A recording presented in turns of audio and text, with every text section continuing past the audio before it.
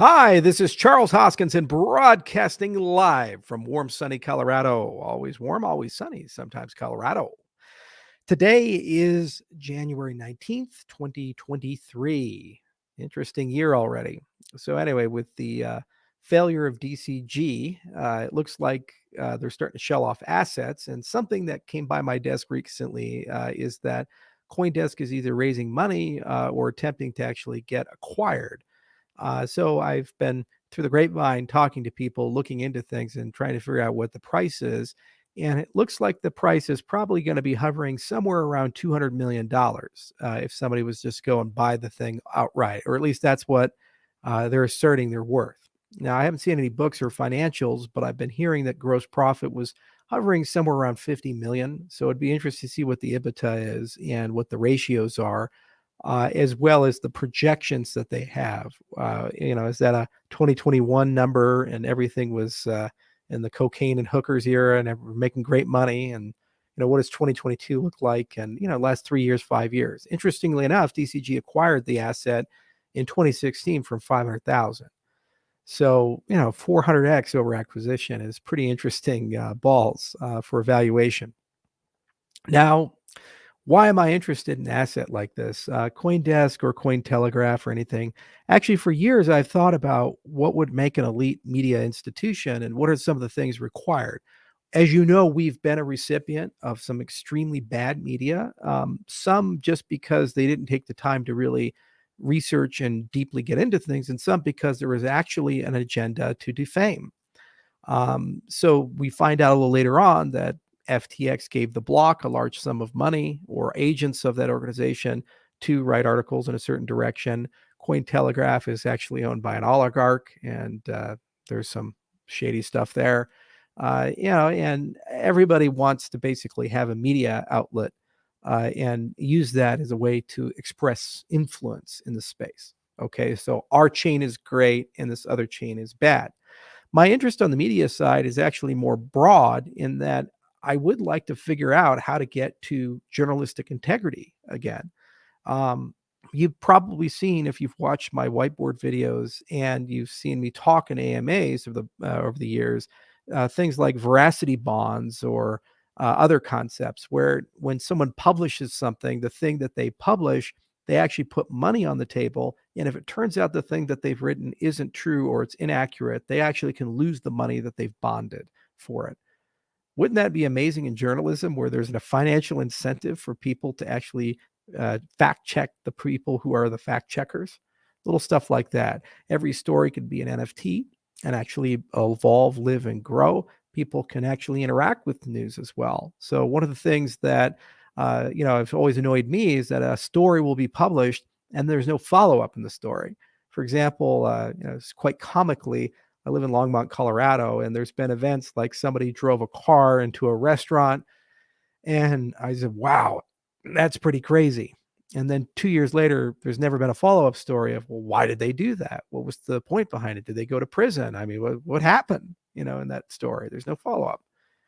So it'd be really cool if you could view each story as an object unto itself, a living object, and that people can interact with it and ask for a follow-up, put money on the table for a follow-up. And you also can try to link it to other stories that are quite similar. And so you actually have a universe of information around a particular topic, whatever that topic happens to be.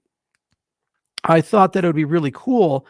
And also, if one had a media outlet that is industry specific, to have a media outlet actually directly connect to the top 100 blockchain projects and say, look, we're going to give each and every one of you a space to actually write content on a regular basis. So every 2 weeks or a month, just publish something about your ecosystem. And of course, it's segregated so people know that it's content by those people, but it basically gives a direct line of communication. And then you can have a separate investigative journalism unit, and they can go deep on particular things and also have some great technology for people to be whistleblowers. The closer the projects are to the media, the easier it is for mid-levels and employees in those organizations to then know who to talk to be able to whistleblow about crises and events and these types of things. So there's definitely a lot of cool stuff that can be done in terms of advertising. I've known this space for a very long time. Excuse me. Still got some gook from the COVID. So for example, like Ned over at Steemit, and Hive guys and that whole advertising model about incentivizing content through a token, and also the Bats advertising model. I think there's a huge design space to be able to actually create an incentive layer for people to create content.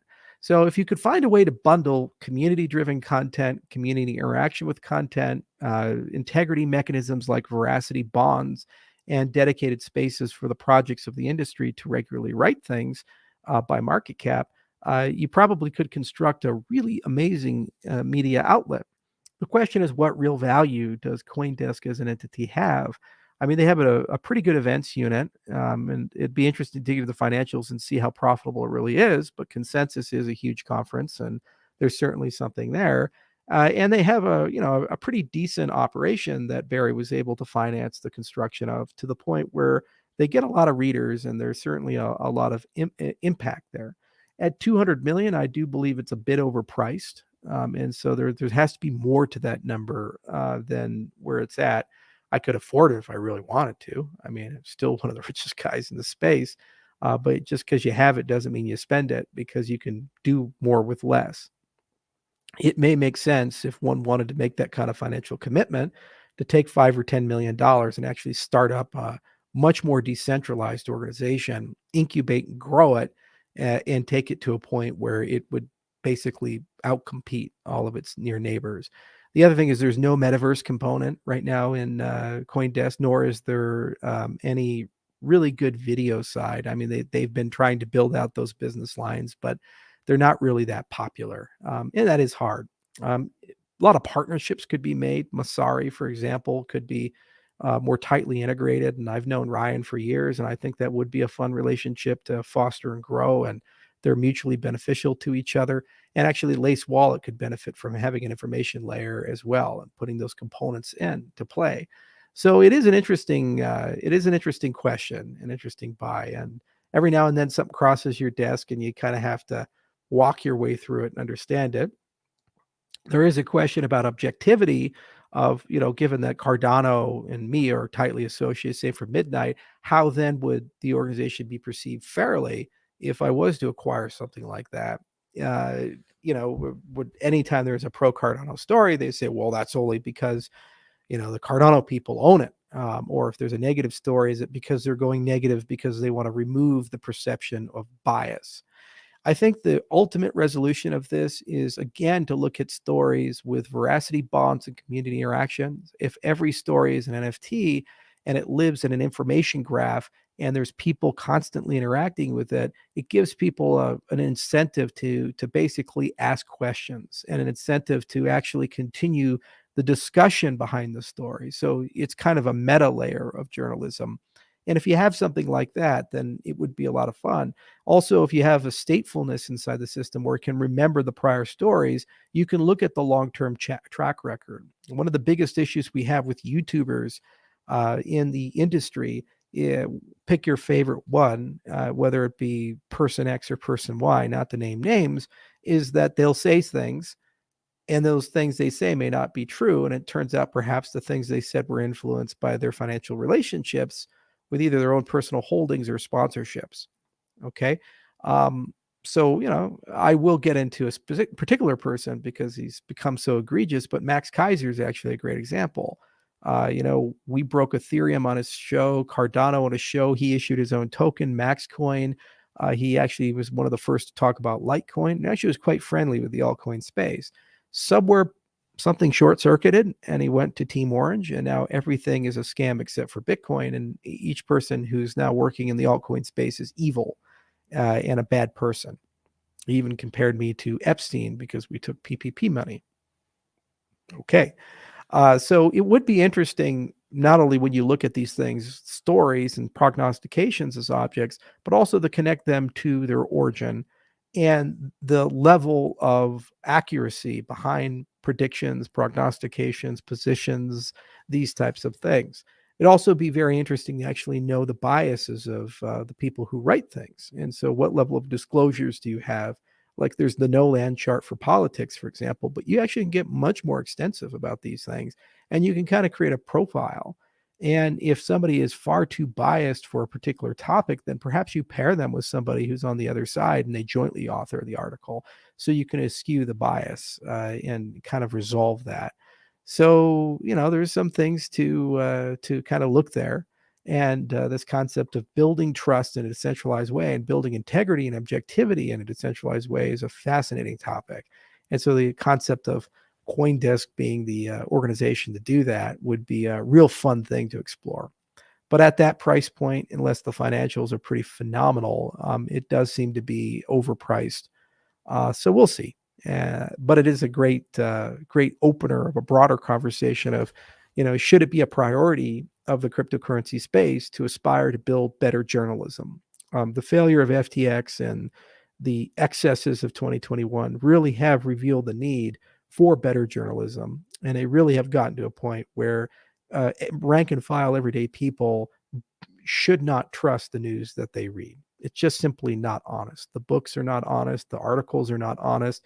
Every single one of them has a agenda, and that agenda is not in your best interest. It's in the best interest of a small group of people who are attempting to manipulate the markets in a way for themselves or their unseen masters. So if we can build a better journalism layer, then actually I think our industry not only could reform itself, but then this could actually go into political journalism and other topics and fields that historically have been basically dead ends. Nobody trusts the news anymore. It's an institution that's broken, and rightfully so. It dug its own grave a long time ago. So anything to restore credibility, integrity, veracity, these types of things, whether it be veracity bonds or stories as NFTs or being able to see the biases of the journalists who have written particular things and actually look at them as living objects and be able to interact with things and provide incentives to upgrade stories, write follow-up stories. I do believe there's a great marketplace for that. So I'll keep digging. I'll keep looking. We'll keep asking around, and we'll see where this goes. And I hope whoever ends up buying it, it's not me, reforms the institution so it's a bit more objective and fair. But regardless, I do think this is a great topic to have a broader discussion about. And just a little bit of money and effort could potentially build something quite significant and far more valuable than 200 million. So those are my comments on it, and I hope they were of some value to you. Cheers.